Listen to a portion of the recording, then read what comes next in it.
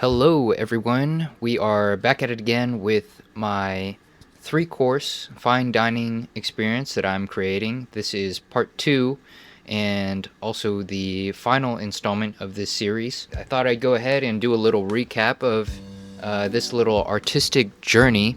Back in version 2, you can see that I've made quite a few improvements related to the chip lamination. I've made some improvements to the salad dressing with Meyer lemons and xanthan gum. I've also used fruit juice in my curry and potato puck. I also went ahead and upgraded the ceramic ware and linen napkins. I've also incorporated black sesame seeds into my rice just for a little bit of color contrast and some nutty crunch. So then the next question is, what's next? What do I need to do in order to continue improving this? I know at this point, it was actually quite far from where I ended up. What I really wanted to do at this stage was to add quite a bit more complexity to the flavors in the salad. I also want to refine and standardize my technique when it comes to certain ratios, portion sizes. This is a pretty big and important necessity for nailing consistency. In addition, there's also quite a few service needs that I wanted to tend to, so let's jump into it. My third iteration ended up giving me a much more better balanced curry and sauce. The acid, sweet, and savory notes all kind of worked a lot better. I still did end up struggling with the sauce plating. It is a bit messier than I would have liked. I also had an apple cider that was provided by a guest actually, and it worked quite beautifully, and so I took some inspiration from that in the fourth iteration by incorporating pear soda. There were a lot of failures with that. It was not something that I had ever done before when it came to creating a naturally fermented and naturally carbonated fruit soda. I did end up with quite a few iterations with that beverage, especially when it came to fermentation using lactic acid from whey, fermentation using apple and yeast, and getting my sugar content in the right place. But while I was at it, I also introduced some bamboo rests out of necessity for my plating and eating utensils. This allowed guests to know where to place their utensils down after eating when they were not being used. As far as all the other peripheral items go that are not related to food, I want to take a minute to explain the value of tending to your guests' needs and being a good host. And in order to be a good host, I needed to pay special attention to the food that I was serving. I couldn't just care about the food that was going out of my kitchen. I ultimately needed to practice paying attention to practical needs and speaking with care and warm hospitality. It's been proven to be a very important yet unexpectedly fun skill to learn, actually, even though it doesn't necessarily come super easy to me. And the final thing that I've improved with the fourth iteration is by adding a little bit of cilantro to the salad. Ultimately, I did end up removing it. I didn't think it added anything that I liked. Moving on to the fifth iteration is where I finally got my pear soda down. It became actually quite successful. I was able to get a nice fizzy soda. It's a little small. Ooh. It does still need some extra work when it comes to precision, consistency, balancing out the flavors, and giving it a longer fermentation time. And for the flavoring of my rice chip, I also added a little sprinkle of Korean pepper powder. This ended up adding a little bit more savoriness and warmth and complexity to the overall experience of that. As for the rest of the components for this meal, this is where things really get kicked up a notch.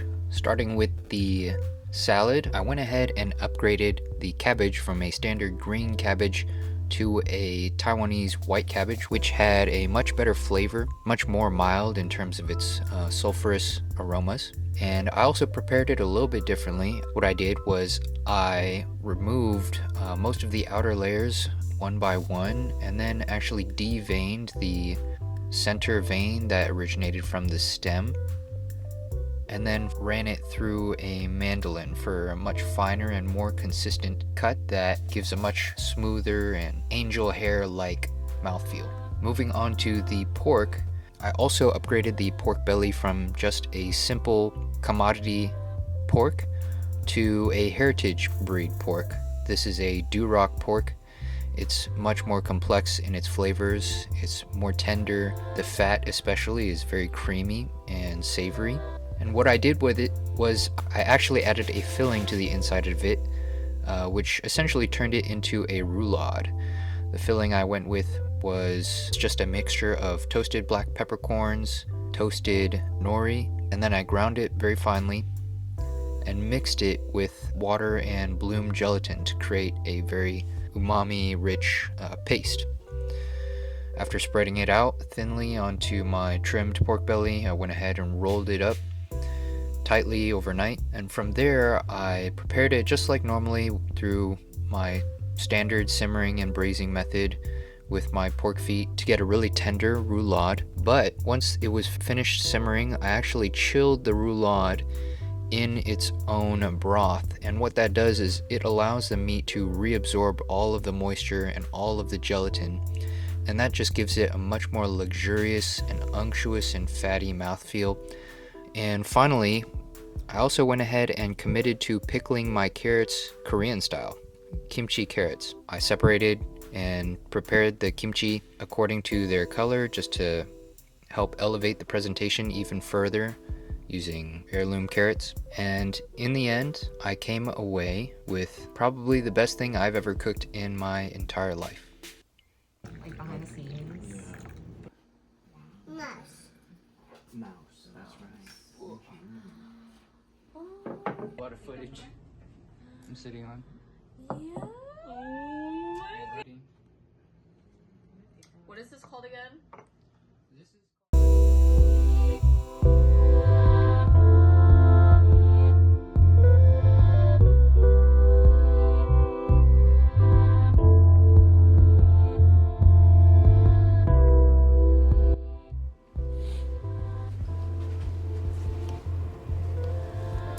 Hello everyone, I am currently not prepping my 3-course right now. I'm actually prepping some tortillas for some guests I'm having over tonight, just as a casual get-together.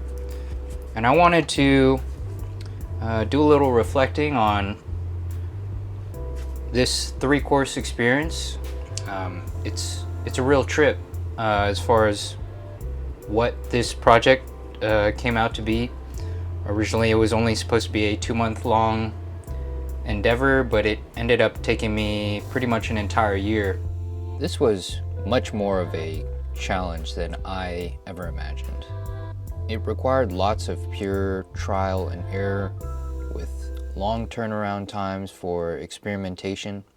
It required me to draw on both technical theory and play by feel through experience like a violinist. Not only the skill, but the time constraint related to getting things right all contributed to the difficulty of it. And as a creative endeavor, I don't really know what to say other than this has been a really crazy and valuable project. The kitchen is, quite frankly, a pretty unforgiving place where things can go wrong and timing is really important. Yet the reward is much greater when your guests are pleased and nourished. The reward is different when compared to, a person who views your artwork. As an art that requires you to nourish people, it requires a different type of creativity. There's no room for selfishness in this type of creativity. It really forces you to really focus on so many other things that you wouldn't focus on when it comes to a drawing or a painting or a sculpture. And this is probably the only art form that requires complete selfishness and unwavering commitment to serve and nourish others. A painter is not bound to this. A painter is actually free to be unapologetic in what he pours into his craft. He does not have to face the scrutiny of his audience, who may not even be honest in their consumptions. They might not even be honest in what they truly enjoy, what they truly find to be moving and compelling. And that's primarily because those things are highly variable according to social expectations and social cues and status that kind of muddy the waters. But when it comes to food, the only thing that really influences a person's perception of food is maybe a little bit of what they grew up with, a little bit of what they're used to. But overall, good food is good food.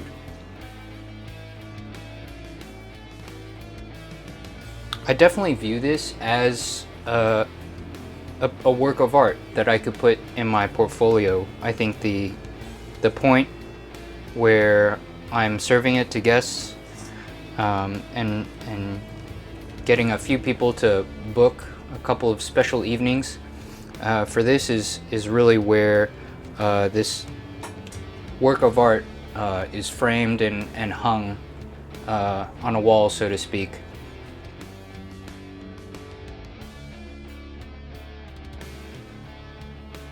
I also want to provide some additional artistic commentary in finding meaning in the end result. Intentionality is something I always strive for in my artwork, perhaps to a detriment. I always go into a new piece pondering certain philosophical ideas and themes before finding a way to translate it visually. But this type of approach shouldn't prevent you from being creatively productive. This is an iterative process, a journey to develop your ideas and musings. So with this culinary project, it was easy to let go of that and focus on tending to the needs of guests. But what do I know? I'm just a dabbler.